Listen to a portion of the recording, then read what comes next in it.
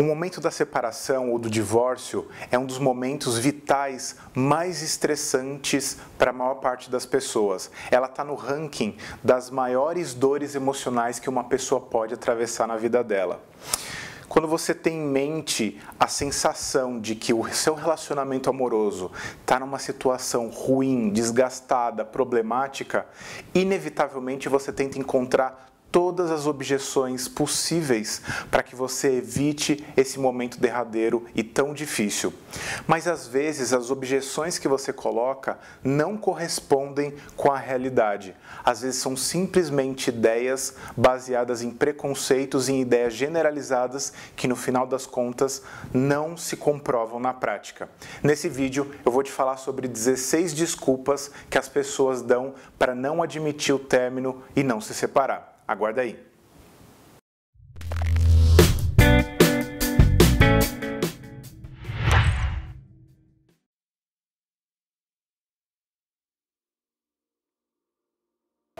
Sim, vai sofrer e você vai ter medo. Na maior parte das vezes, o sofrimento ele é resultado do apego excessivo que a gente tem a uma ideia, algum sentimento, ou alguma memória ou pessoa. E não vai ser diferente com uma separação.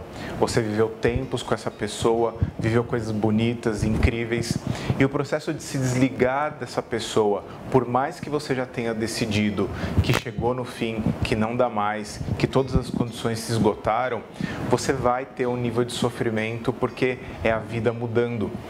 E você vai ter medo, e o medo faz parte desse processo, até como uma necessidade adaptativa sua de descobrir novos caminhos diante de uma nova realidade.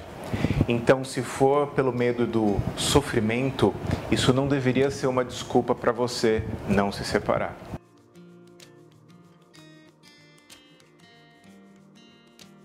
As catástrofes nunca acontecem como a gente imagina.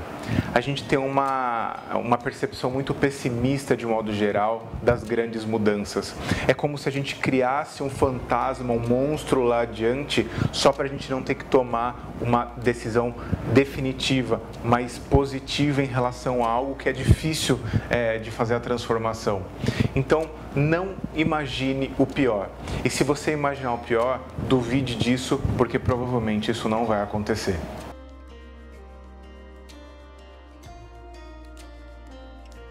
Provavelmente a sua capacidade de prever as suas emoções vai falhar.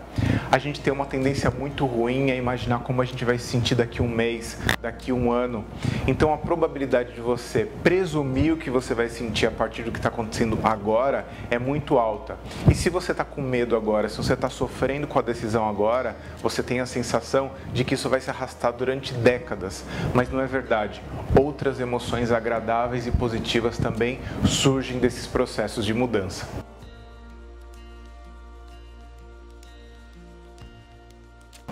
Pois é, você provavelmente deve ficar preocupado com muitos familiares que gostam do seu parceiro, da sua parceira, admiram vocês por uma série de características e eles vão sofrer muito. Sim, mas provavelmente eles vão sofrer por tantas outras coisas e, como tudo, eles vão se adaptar, a vida vai seguir, as pessoas vão se reorganizar emocionalmente e, do mesmo jeito que você passou pela crise, elas vão passar também. Então, deixar de tomar uma decisão porque os outros vão sofrer não é uma boa decisão.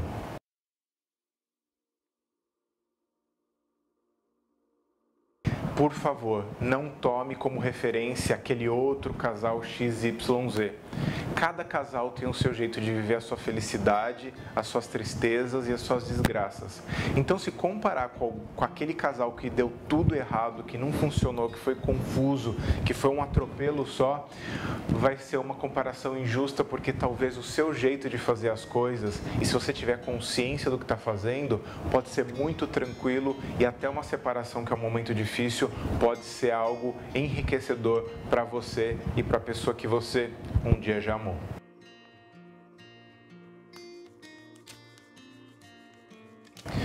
Por favor, não tente fazer previsões no futuro e a partir disso tomar decisões atuais. Muitas pessoas me falam: Fred, mas e se a próxima pessoa com quem eu me relacionar for igual? E se eu ficar sozinho? E se for horrível? Qualquer coisa que venha acontecer depois não anula o que está acontecendo agora. Se agora o seu relacionamento ele esgotou as possibilidades dele, não adianta você pensar em catástrofes futuras para poder se antecipar a elas, se fechando no que está acontecendo agora. Se no futuro acontecer algo de ruim em relação a algum outro relacionamento, isso não torna o seu relacionamento atual melhor. Então não adianta você ficar com aquela coisa mais ou menos, porque a possibilidade futura pode ser desastrosa. Você nem sabe o que vai acontecer, então não toma uma decisão baseada nisso.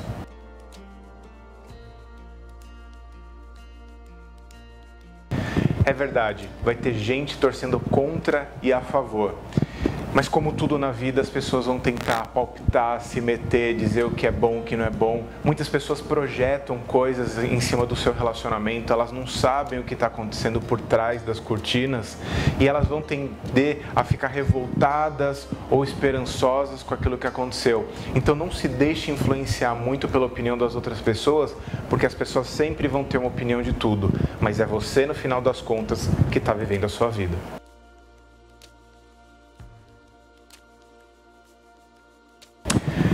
Sim, você vai ter que lidar com os seus fantasmas daqui para frente.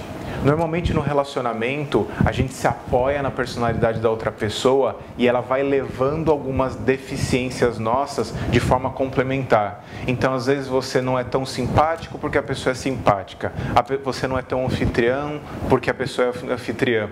Você não é tão animado porque a pessoa é animada.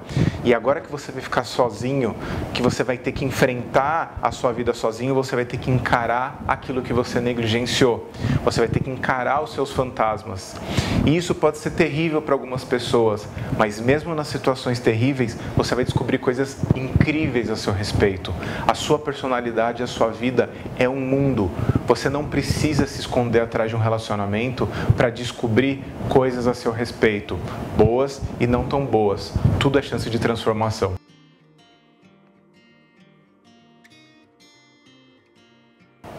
Se você tem filhos, essa é uma preocupação muito comum, mas lembre-se que os filhos, eles reagem aos pais. Quanto menor a criança, menor o entendimento que ela vai ter da situação. Portanto, as memórias dela, como vão ser muito pequenas, ela provavelmente vai ter um nível de sofrimento baixo.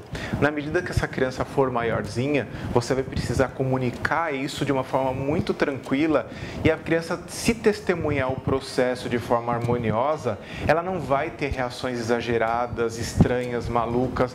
Ela vai ficar triste, é verdade. Às vezes ela vai ficar com medo porque ela não está entendendo. Às vezes ela vai ficar com raiva porque ela não está processando direito aquela situação toda. Mas se você e a sua parceira e o seu parceiro fizerem tudo tranquilamente, a criança vai reagir de forma tranquila. Pais com reações extremas criam filhos da separação com reações extremas.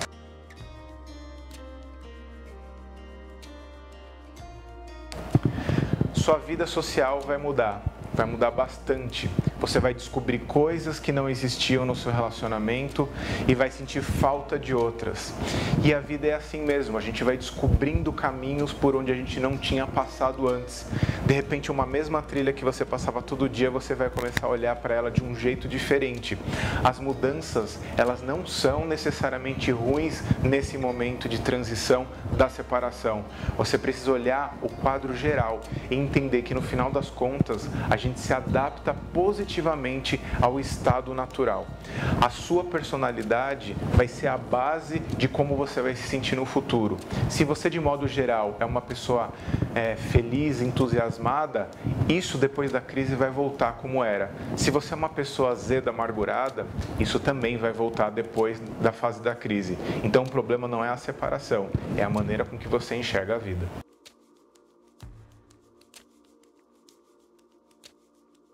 Pense muito bem na maneira com que vocês vão organizar a logística. Essa é uma coisa muito complicada. Separação de corpos, bens, guarda de filhos, local de moradia. Normalmente é nessa hora que os casais aproveitam para poder detonar emocionalmente a outra pessoa. Então não caia nessa armadilha de usar as questões práticas para poder castigar a outra pessoa moralmente, fisicamente, psicologicamente, porque o relacionamento relacionamento não foi adiante.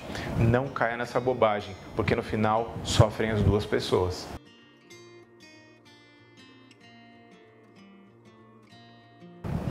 Tenha tato, comunique a ideia da separação num bom momento.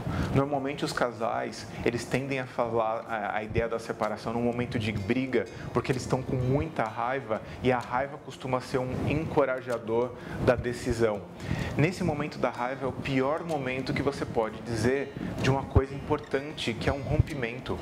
Aproveite um momento tranquilo, onde vocês estão minimamente bem, onde de repente aquela sensação horrível de estar convivendo com aquela pessoa já não está tão inflamada, e aí sim comunique a ideia da separação e vá preparando a pessoa aos poucos, assim como você se preparou.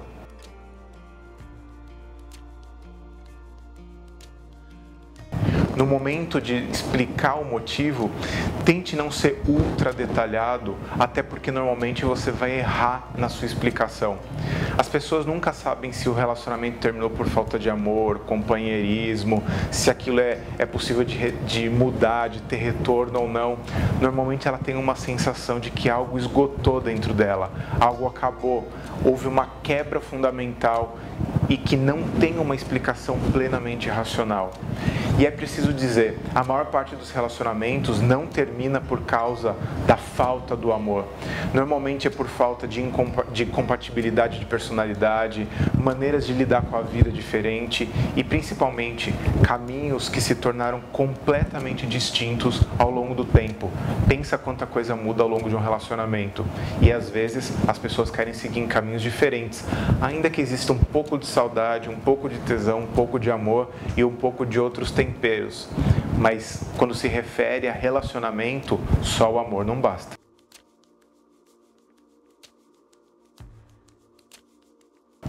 Não prolongue as guerras afetivas.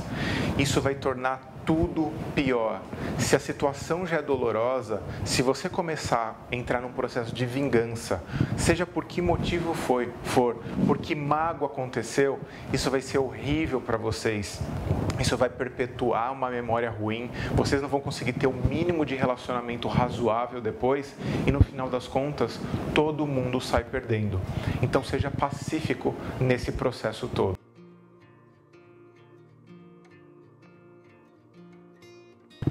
Sim, procurem ajuda profissional. A terapia de casal, terapia individual são meio super importantes nesse processo de transição. As pessoas acham que terapia de casal é só quando existe uma crise positiva que pode alavancar o relacionamento para melhor.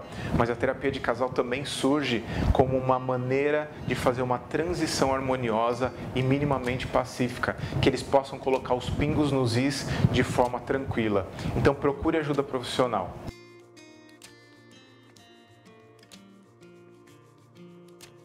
E principalmente, lembre-se do amor que um dia você já sentiu e se apoie no respeito e na gratidão por tudo que aconteceu, independente das pisadas na bola e das desgraças que porventura aconteceram ao longo do caminho.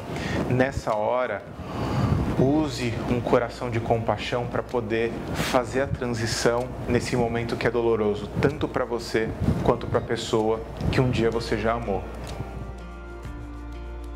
Agora eu vou pedir a sua ajuda. Se você gostou desse vídeo, dá um joinha, gostei e se inscreva no canal do YouTube. Se você não gostou do vídeo, ao invés de simplesmente colocar não gostei, vai nos comentários e diga: Fred, não gostei de tal coisa. Eu vou aprimorar esse canal e vou abrir espaços para conversas, para comentários, para discussões super positivas, para poder mudar um pouco o cenário do YouTube e dos comentários que existem aqui. Eu quero que esse canal possa ser um espaço de transformação. Por isso que eu peço para você curtir, compartilhar com seus amigos para que a gente dissemine bons conhecimentos a respeito da vida e da psicologia. Se você quiser, faz uma pergunta aqui nos comentários e compartilhe conhecimento, dúvidas, que eu vou, na medida do possível, respondendo uma por uma. E se puder, compartilhe esse conhecimento no Facebook. Vou te dar um beijo na testa se você fizer isso, porque quanto mais pessoas souberem sobre esses conhecimentos, melhor esse mundo fica. As pessoas, de modo geral, elas precisam de um empurrãozinho para que as coisas aconteçam. Corre lá, compartilha com seus amigos e marque as pessoas queridas que você gosta. Conto com você e a gente se encontra nos próximos vídeos. Até lá!